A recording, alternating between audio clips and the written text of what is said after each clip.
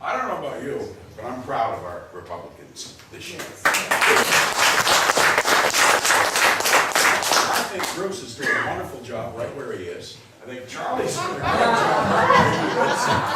I knew he was going to say And I have no intentions of giving the Democrats the majority in the legislature. None. So these guys are doing a great job. Deb is term limited out.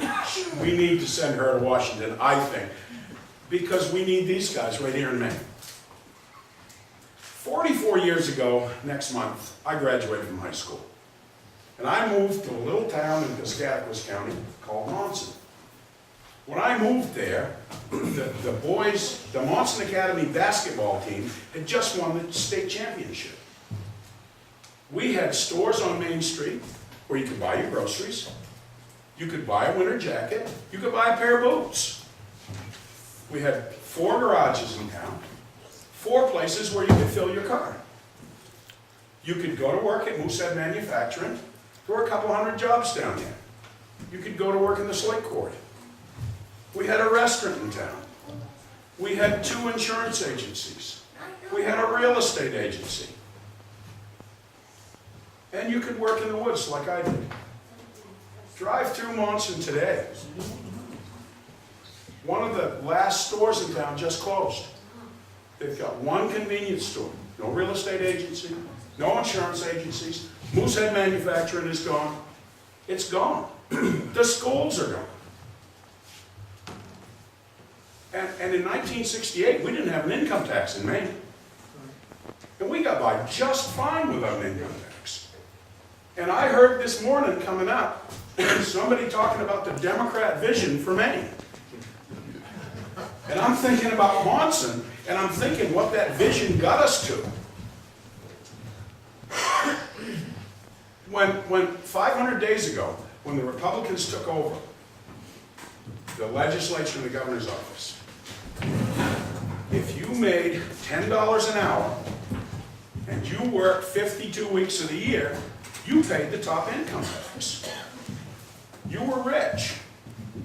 You need to remember that, because all this Democrat vision about taxing the rich so that they can use the money to buy votes, if you've got a job, you're rich in their book.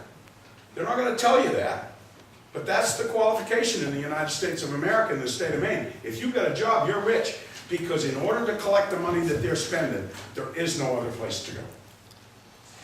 You've got to go to work, and people. That's where the money is. Because the very wealthy, like the people who run General Electric, they're not going to pay any taxes. They've got lawyers and accountants, and they'll skip off like our congressman from Southern Maine's husband has and live in the Virgin Islands. They're not going to. Who's kidding who? And we need to realize that. Where did 40 years of Democrat rule get us in Maine? Then compare that to the last 500 days. We've taken 70,000 people, I think the number is, off the income tax rolls. And they'll say that that's a cut for the rich. It's not. 70,000 people no longer have to pay income tax in Maine because of the tax cuts that we passed in the legislature. We reduced the top rate. We need to get where we were in 1968 and not have an income tax.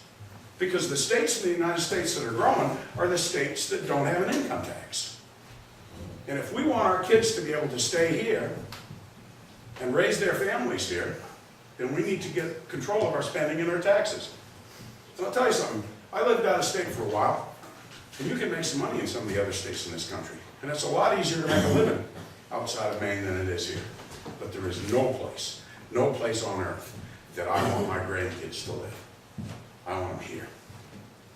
And that's one of the reasons that I've fought so hard to get elected and reelected. Because we've got to fix this. And it's up to us, the people in this room. And I've watched Deb Plowman for years and years and years. And let me say this. I'm real strong pro-life. And the reason is, it's more than just abortion. For me, it's a mark of courage. Because we all know that those unborn children are completely innocent. They've done nothing wrong, and they can't defend themselves.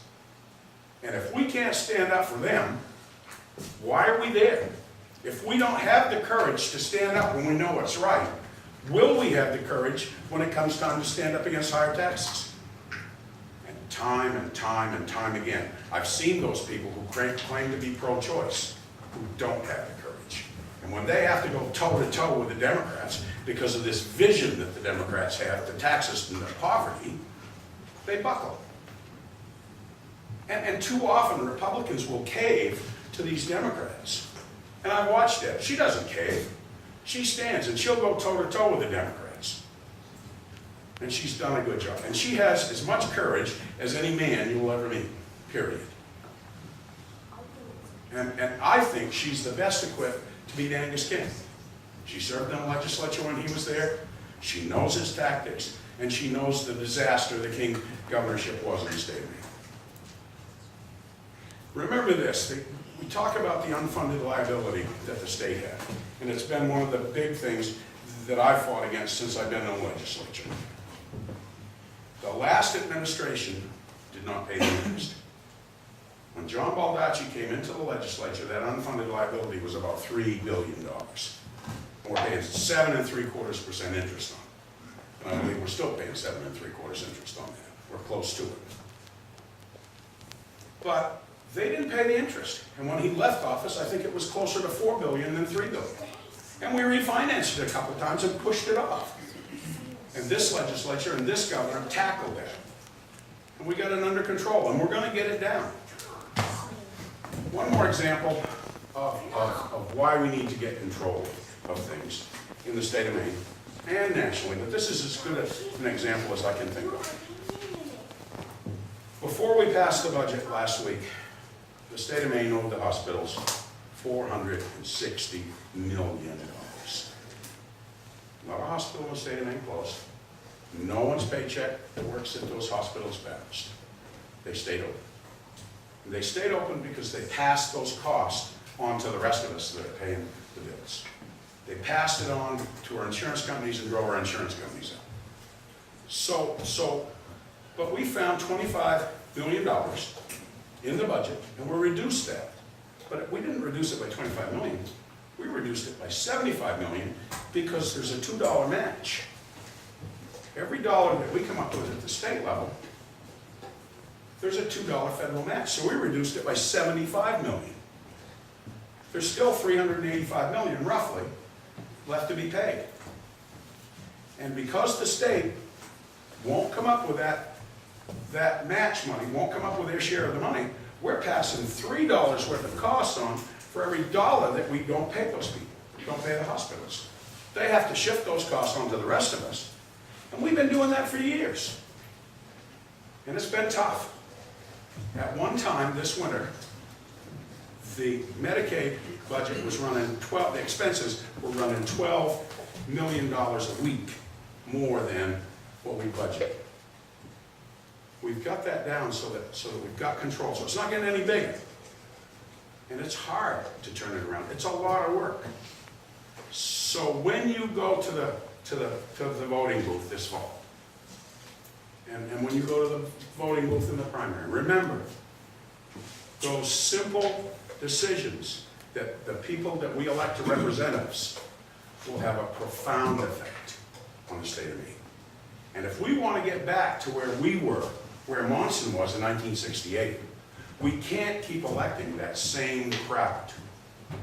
And whether they're Democrats that will just tax and tax and spend, or whether they're Republicans who will cave, we need to elect people that will stand up for what they know is right.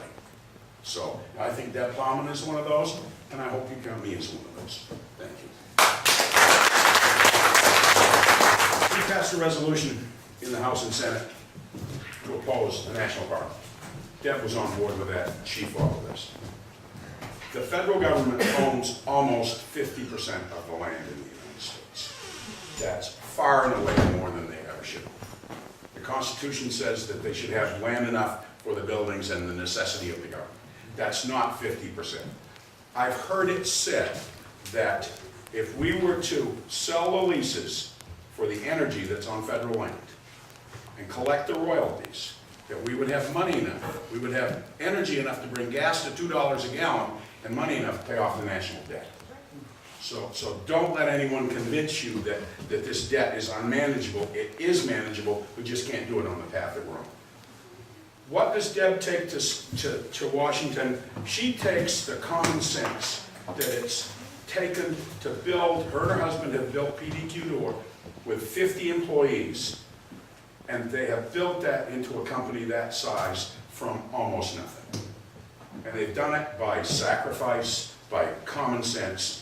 But common sense by itself isn't enough. You've got to have the courage to stand up and actually use it. And so she has the common sense and she has the courage. I chair the state local government committee in the legislature.